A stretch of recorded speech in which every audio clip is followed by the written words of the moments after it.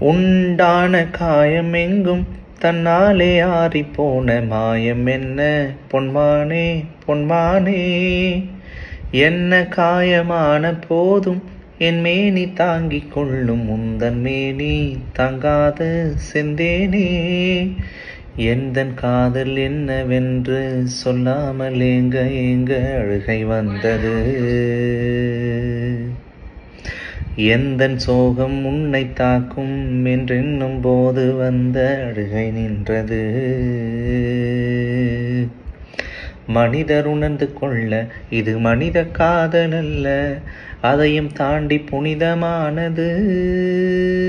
அபிராமியே தாலாட்டும் சாமியே நான் தானே தெரியுமா.